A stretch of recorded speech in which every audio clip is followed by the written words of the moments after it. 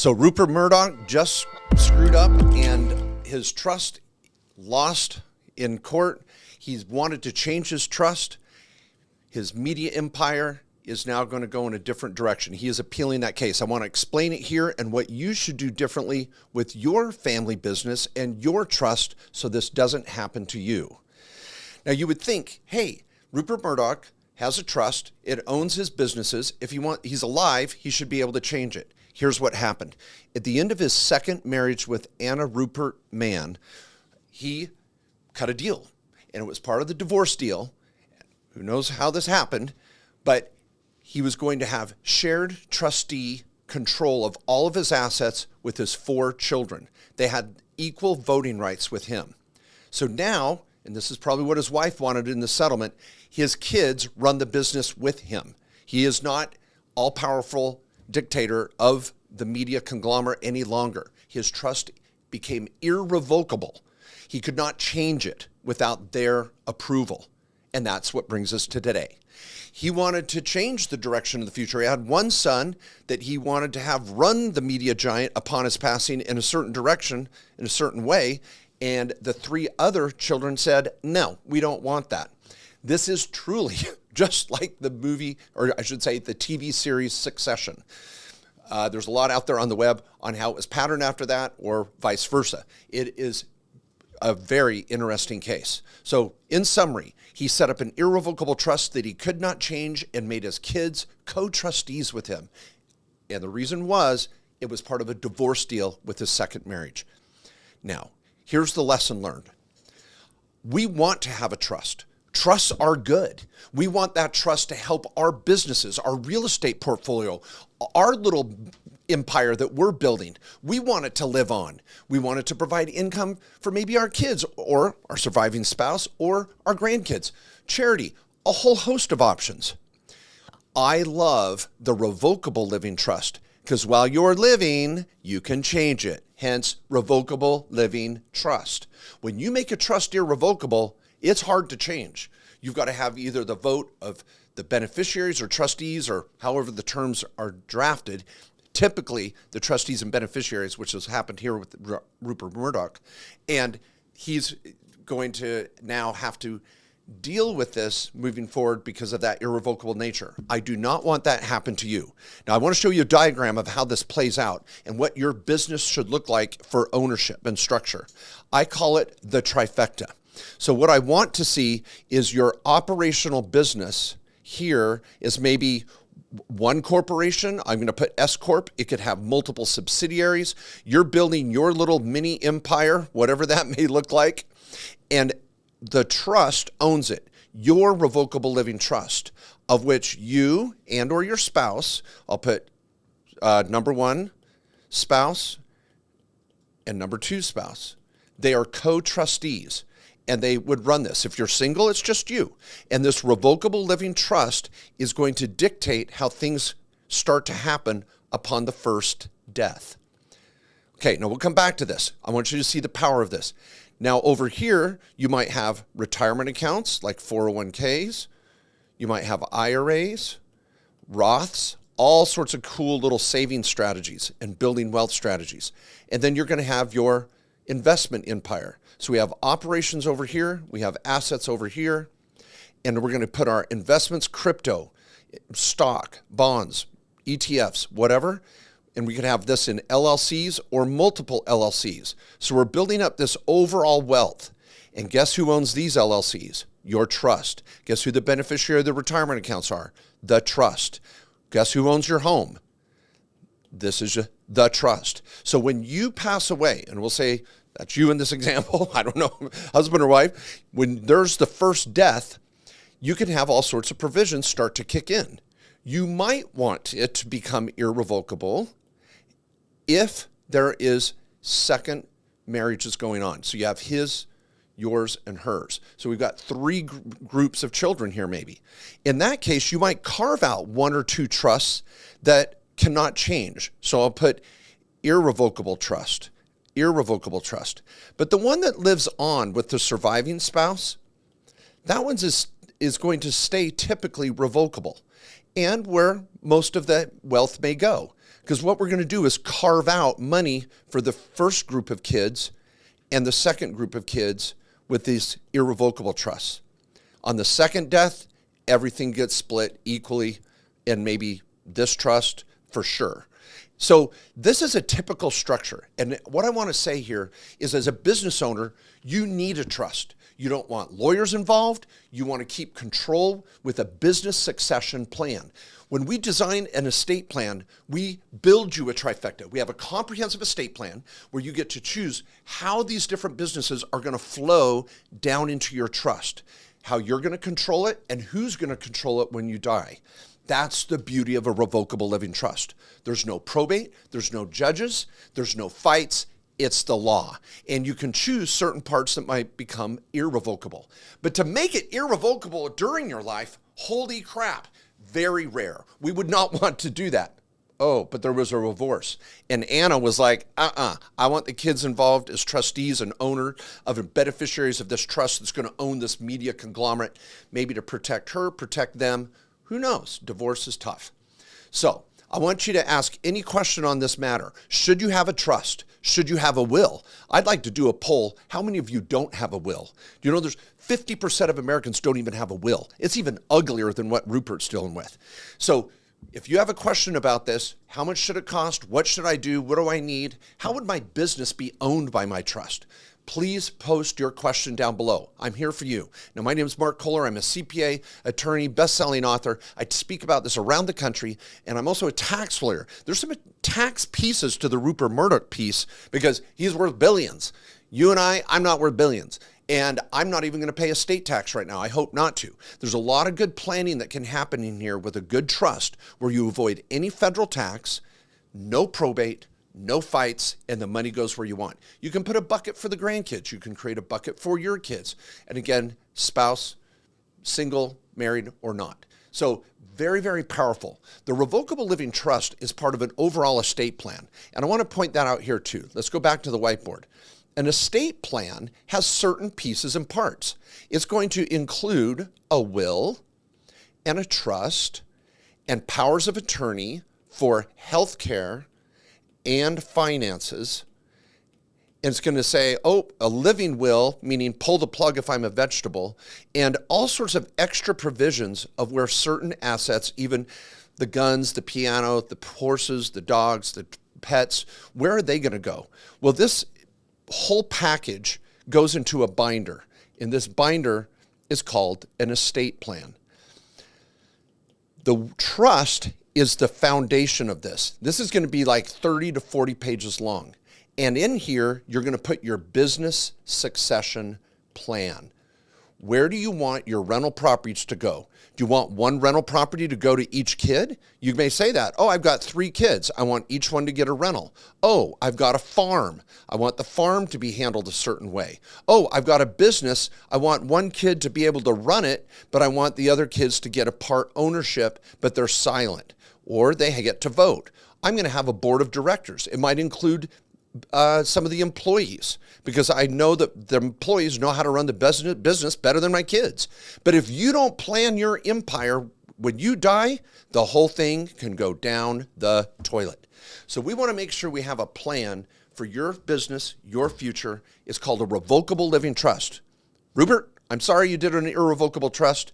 I'm sure it had the big reason was the divorce with Anna, second wife. And that's what happened here. So, questions in our studio. What do we have here?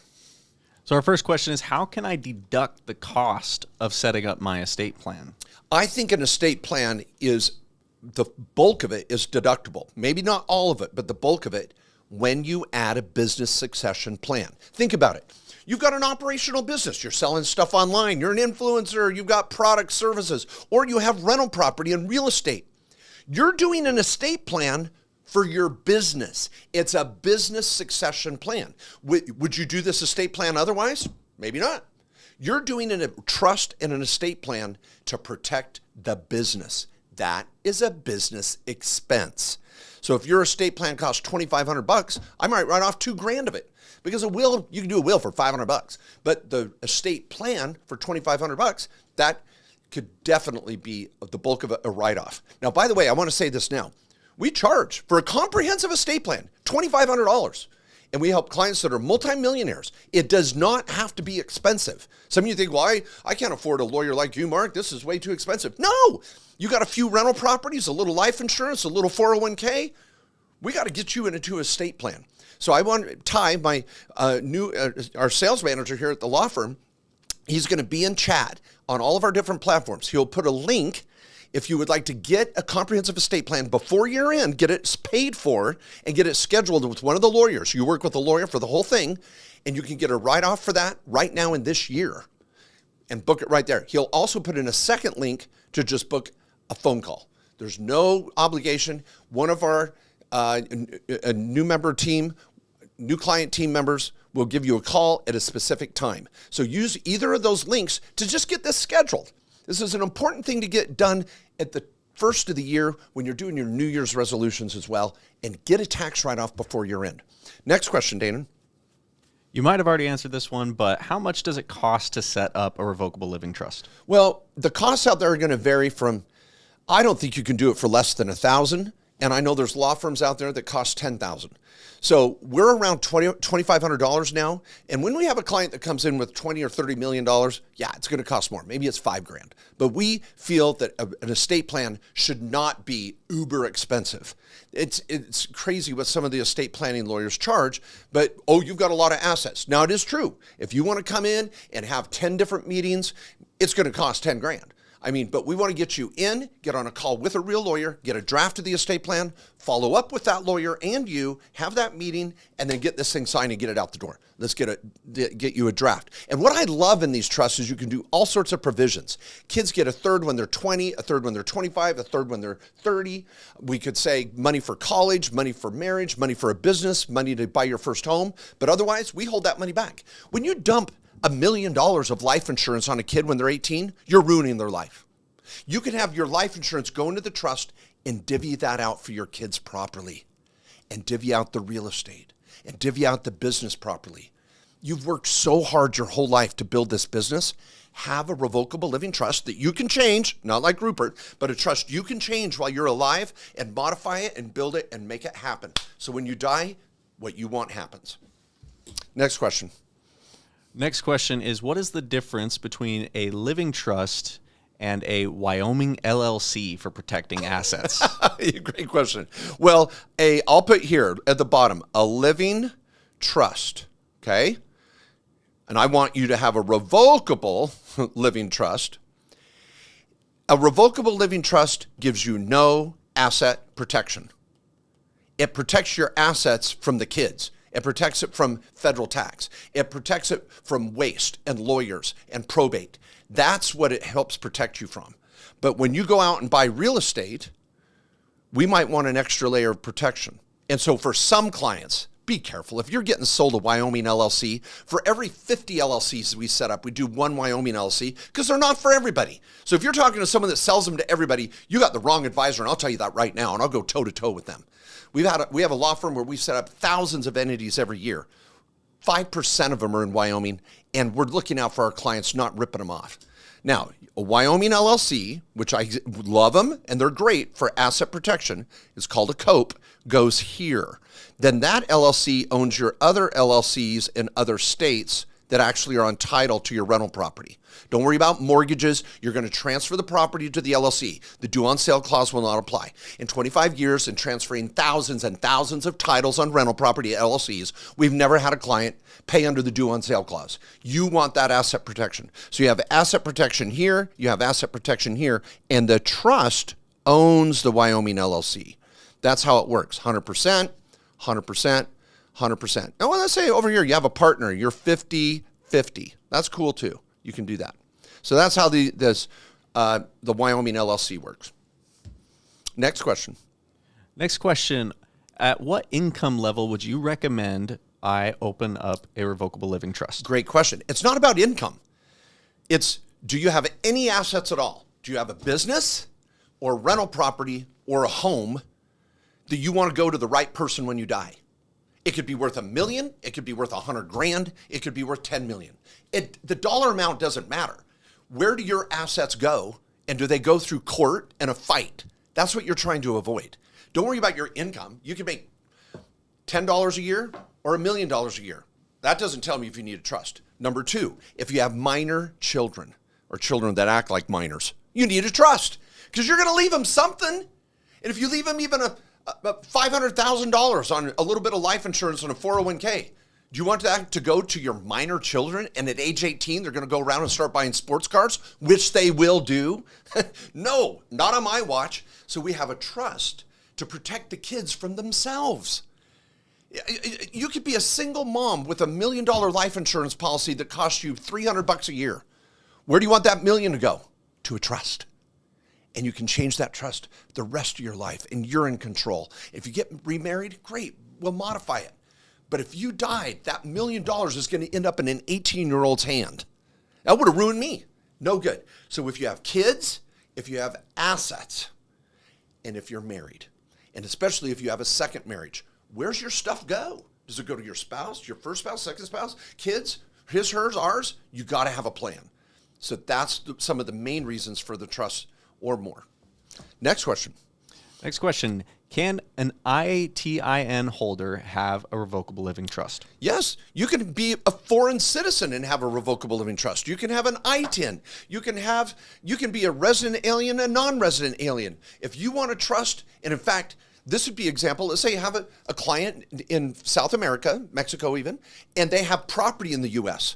I want it in a trust in the U.S., even if they don't live here, so that if something happens to them down in Mexico, the trustee can handle the property and sell it up in the U.S. without any problems. In fact, I would say if you have an ITIN, you need a trust more than anyone else, because what's going to happen to your stuff when you don't maybe have rights yet as a full citizen? Oh my gosh, make your lawyer the trustee and say, if something happens to me, here's what I want you to do with that property. Huge, huge issue. Now, again, if you need to get a trust done before year end and get the tax write-off right now, Ty, put that link up there again. Book it, pay for it, tax write-off. You want to get a call with one of our team members? That's a second link. Just get a call. This isn't an infomercial. I want you to get some help. And there's lawyers out there that will charge you $5 or $10 grand for this. And you don't want to DIY this stuff. This is where you get jacked up. All right, next question. Next, and I'm looking forward to hearing your answer on this one. Carlton Dennis has videos stating that the only way that heirs get a step-up basis is using / setting up a revocable living trust. My understanding is that is false and misleading. My understanding is that when the step-up occurs, when transferred from an estate, whether held in a real RLT or not. Correct. And I love Carlton Dennis. I don't know what context in which he said that, but let's tell everybody what this is. This is very, very important. So we'll go back to our trifecta here for a minute. So here's my trifecta. And let's say you own a home, okay? And you currently own that home, just you. And so you're on title. We didn't put it in the trust yet. And let's say you bought that home for $300 grand. So we'll go purchase price, $300 grand. And then let's say your fair market value is it's worth $500 grand, okay? So if you sold it tomorrow, you would pay tax on $200,000. All right, that's called the gain. That's called a capital gain.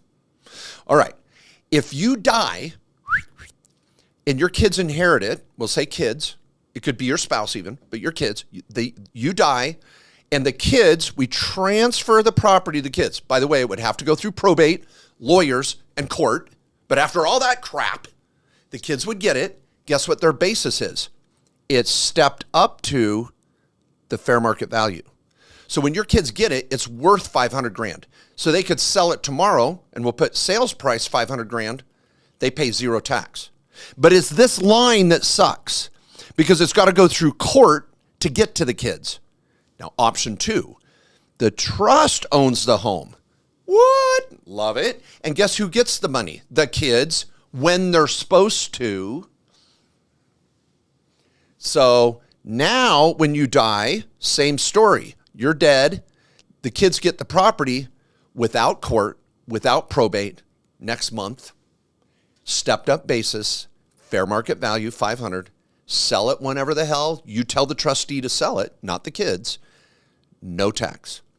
Now let's say the trustee holds on to it for 2 more years and the value goes up to 600 grand. Oh, okay. Now the new sales price is $600,000. If you would have sold it within, let's say, 9 months of date of death, then there would have been no tax. But now 2 years later, it's up to 600. Well, do we go back to this basis back here? Nope. You got stepped up basis 500. So the kids would only pay tax on $100,000. So your stepped up basis to fair market value on DOD, date of death. So Carlton, he's a smart guy. He may have I say things sometimes out of context too, but no, the trust does not have to be there for this step up to basis. But what you're trying to avoid is that train wreck of going through court. This is what you're trying to avoid, and it costs thousands of dollars. It really does. And the kids are going to get money when they shouldn't. Next question. Next thing, we actually have somebody over on Instagram who isn't seeing links in the chat. Can you just quickly explain where they can go to contact your company to set up these revocable living trusts? And Ty, if you can get over to Instagram and post this, great. If not, everybody just go to, and I'll write it up here, KKOSlawyers.com. And right there on our main page, there's a link to book a call. Book a call with one of my new client specialists, and they're called the new NCS team, new client specialist, and just book a call and tell them what you're looking for. They'll quote the options. We have kind of the basic estate plan around $1,800. I like the $2,500 because that's where we do the business continuation plan. You get the trifecta. We draw the picture. We bring it all together. So I would recommend spend the extra $700, definitely an extra tax write-off there, because you're doing it for the business. There's a good argument. So do it for your business, do it for your investments, take the write-off, go for the comprehensive, but just go to KKOS Lawyers and you can schedule that. Next question, Dane.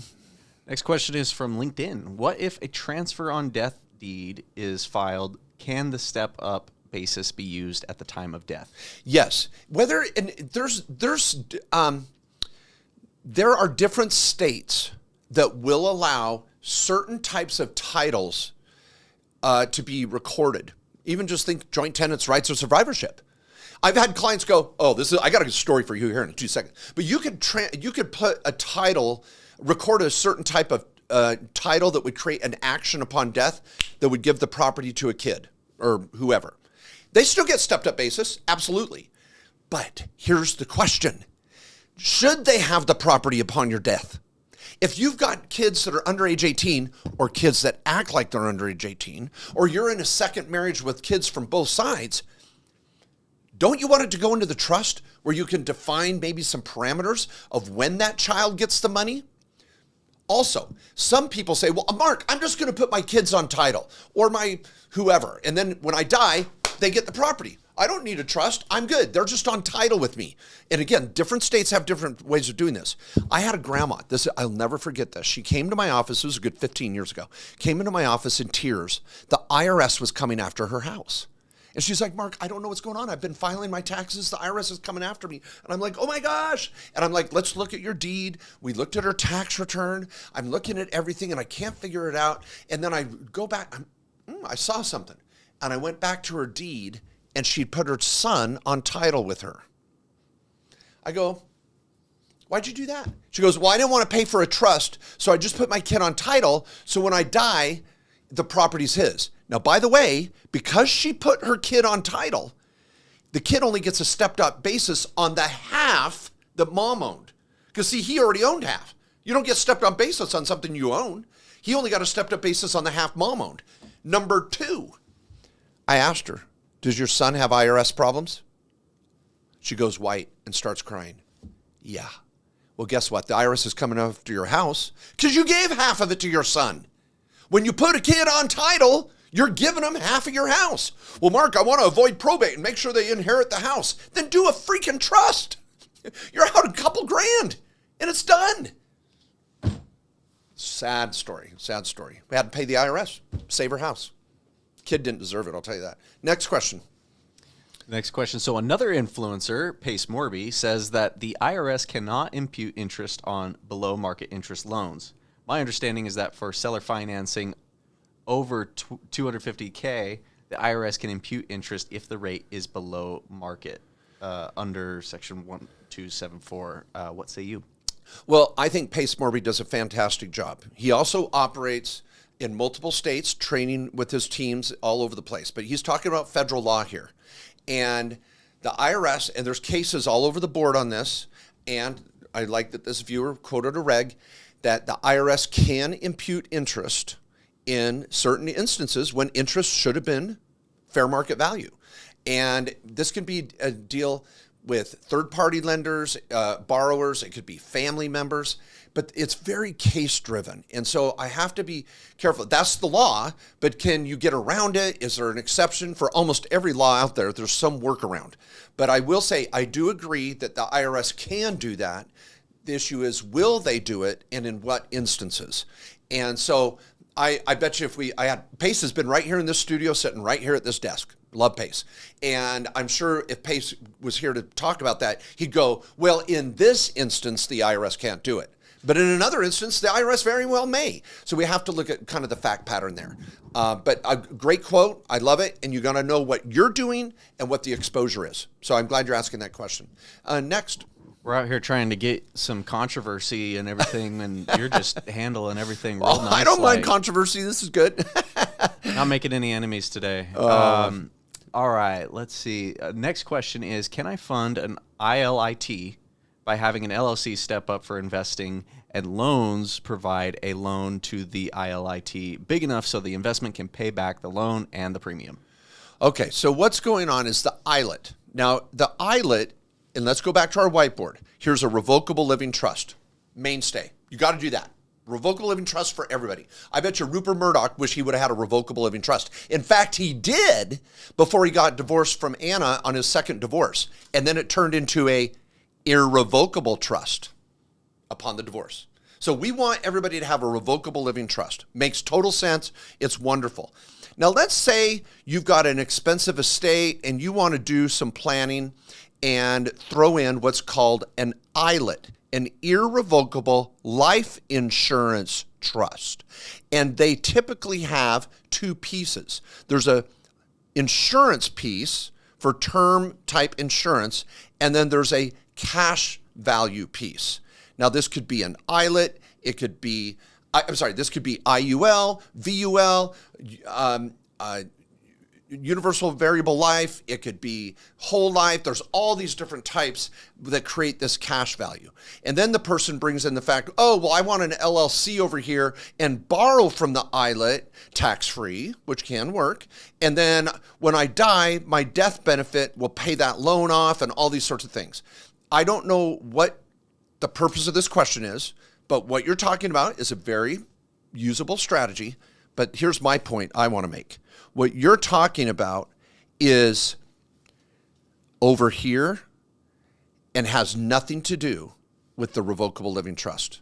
You still have a revocable living trust. The ILIT works with the life insurance and your real estate or your business or whatever the hell you're trying to do there. And they can work. They can also be poison pills. Your agent has the power to either make that IUL, index universal life, or variable universal life, any of those life insurance products. They can work really well or be a disaster.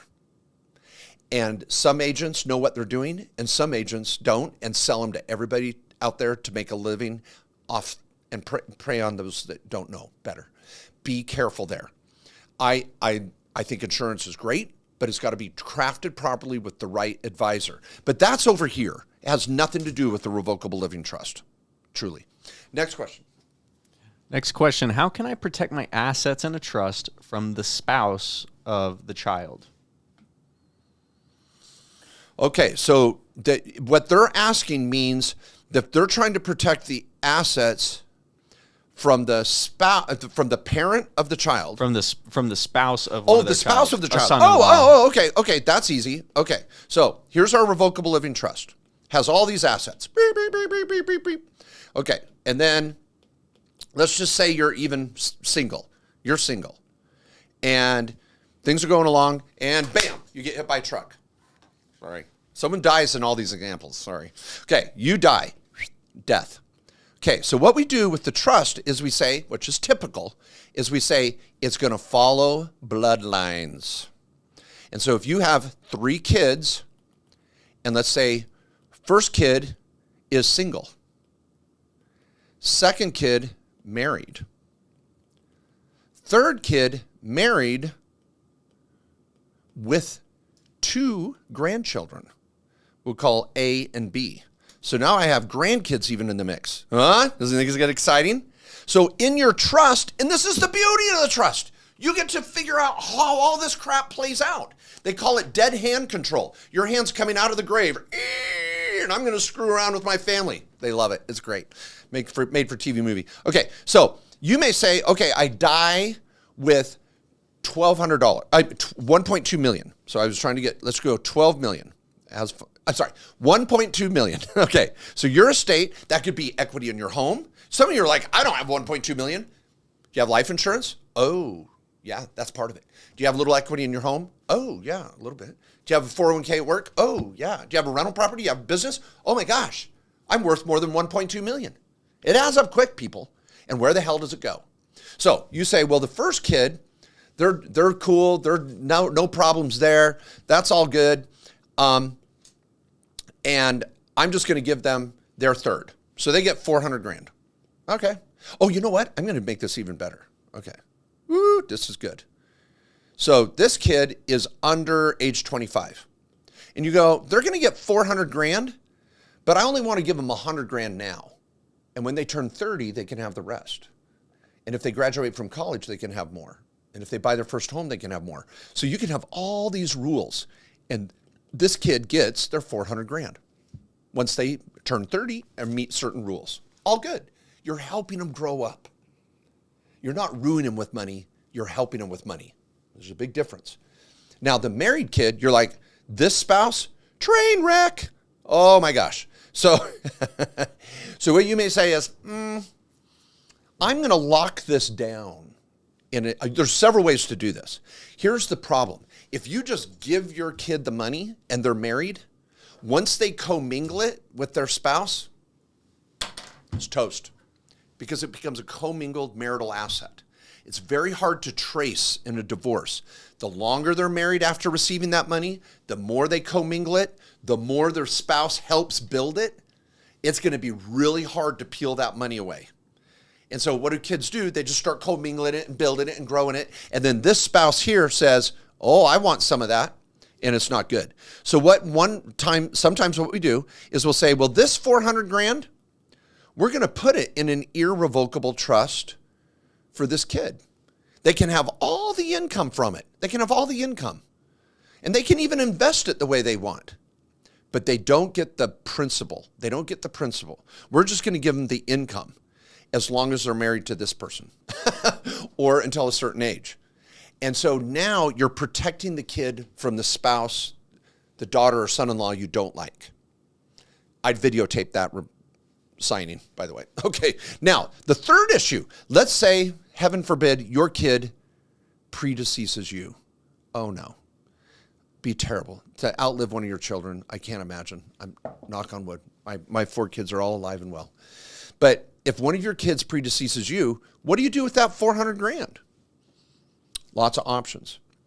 Typically, the family's going to say, I'll give 200 grand to this grandkid in trust until age 30 or something, 200 grand to this kid. So they each have their own bucket, and it's for college, home, whatever, and they get their money at age 30, let's say. The other idea is you could say, well, this spouse, and this is how you get to decide, because this spouse could have played a huge role in your life. You love that other daughter-in-law or son-in-law, and you want them to help raise those grandkids properly. You may say, you know what? I'm going to give them 200, and I'll put 100K in trust for each grandkid. And that's all they need for college and everything. But I want to give 200 to this kid to help raise them. You can do that. So the beauty is you get to define all this in a trust. And we charge $2,500. You get the whole thing. That's it. This is not expensive to do this. It's easy. Do it all the time. All right. Maybe a couple more questions? A couple more comments. We have a comment here. He says, make it 1 billion, and you're looking at the government getting 40% plus of it, even in the revocable living trust. Yes. Totally. Yeah. The estate tax kicks in at about 25 million now. and then it's going to be up to 40%. Yeah, the government takes a bunch. Now, we do see with the Trump administration some interest in changing the estate tax laws because they're going to go back to older laws that are even worse this in 2026. So we're going to see some changes in estate tax here next year. But it's ugly. Yeah, if you're worth more than 25 mil, we're talking other strategies. I have other strategies, but I didn't think we were talking to people with over 25 million today. So bless your heart. Okay, next comment. Yeah, we have Elon here in the chat actually. So yeah. The last thing I wanted to actually share with you and get your thoughts on is we did open up a poll when you mentioned the will, and 62% of our audience right now does not have a will. Oh my gosh. Oh my gosh. Okay, I got a tip for you guys, and it doesn't cost you anything. I mean, I'd love you to get your estate plan done and call the law firm. Now let's go back to this. Let's look. When you do an estate plan, here it is. It's in a binder, and you get all these pieces. Now look at this. The will feeds into the trust. Everybody always gets a will with an estate plan. So it's called a pour over will because it pours over into your trust. Powerful. Everybody gets a will when you do an estate plan. Okay. But for all of you out there, 62% of you, listen, you can do your own will this weekend. I challenge all of you, and you can do it free. Now, I'm not saying it's the best, but it's better than nothing. So what you do is called a holographic will. Now, some states allow you to type it and then get it witnessed and require you to notarize it. Some states require that you handwrite it, which is called holographic. So to be safe, I'm dealing with all 50 states. You can Google the crap out of your state. I don't care. But do this. Go somewhere special on Saturday morning. Maybe it's Starbucks. Maybe it's down by the lake, out by the beach, up in the mountain. That perfect room in your house where you can look outside at the trees, whatever. Sit down and say, I, Mark Kohler, this is my will and living testament. I hereby bequeath everything I have to the following people. And if I have children under age 18, here's who I want to have raise them. Now, the biological spouse is going to get first shot at it. You may say, I'll give them money if they'll let someone else raise them. You can say that. But you can say, here's who's going to raise my kids. And you're going to point, I'm going to put these three things out. You're going to say, this is my last will and testament. Here's who I want to get all my stuff. You can't put all these weird provisions in there. That's a trust. But you can say, here's who gets it. Number two, you're going to say, who's here raised my kid? So we're going to say, you're going to do three things. Okay. You're going to say, who gets what? And just say it. I'm going to split it up this way, that way, whatever. That's number one. Then number two, you're going to say, who is the guardian of my kids? And by the way, if you have pets, over 60% of Americans have pets. Pets are euthanized every year, thousands of them, because no one wants the pet. No one said, I'll give them 20 grand if they'll take my cat or take my dog or my horse. If you have animals, name the guardian of your animals too. Very common. We have a provision for that. And when you do who gets what, you might put the piano, the ring, the guns, whatever it is. You've got to be very specific and just write it. This is my will and testament. Here's who gets what. Here's the guardian of my kids and the guardian of my animals, if they'll do it. Here's who I pick. Because if you don't pick them, the court's going to go fight about it. And then three, you're going to say, here's the executor. This is my quarterback. This is who's going to carry this out. The executor is going to take your will to court. It still has to go to court, but at least they have a game plan. Without a game plan, it's a free-for-all. Freaking, it's like a mosh pit at a punk concert. That's what it looks like without a will. With a will, there's still going to be a concert, and the judge, and they're still going to read it. But the judge is going to go, okay, as long as there wasn't a gun to their head, da-da-da. Now, once you write this out, there's two more things. You have to get two witnesses that see you sign it. They have to see you sign, and then they sign it right there below you. I witness this. I witness this. Two witnesses. And they can't be any of these people. They can't be any of them. So you got to go grab your neighbor, The worker down at 7-Eleven, whatever. Have them come in and go, I saw Mark sign this, and they signed 2 witnesses. And I would love it. You can get a mobile notary for $25. Get a notary to show up and notarize it. You're done. Now, it's a good first start. And people, you can do that this weekend. Go knock it out. Put it in your corporate book. Say where your business goes. And then make a commitment as soon as you make a little extra money next year, get your estate plan done. You're doing a favor to yourself, all the hard work you've done, your family, your loved ones. Some of you are like, I hate my family. I'm just going to let them fight. Okay. That's cool, dude. Whatever you want. Okay. All right, everybody. Well, I want to say thank you for being here today. Keep a revocable living trust alive and well while you're alive. Be careful making it irrevocable. You don't need a Rupert Murdoch situation. And get on top of this. There's a link down below to get your comprehensive plan done right now. You can pay for it, get it the write-off, and book it with the attorney right now before year end, or just book a call. Have a phone call with one of our people and see what we can do to help you with your LLC, your estate plans, your corporation. We're there for small Main Street business owners. Thanks, everybody, and I'll see you next week. Enjoy the holidays, travel safe, and be safe.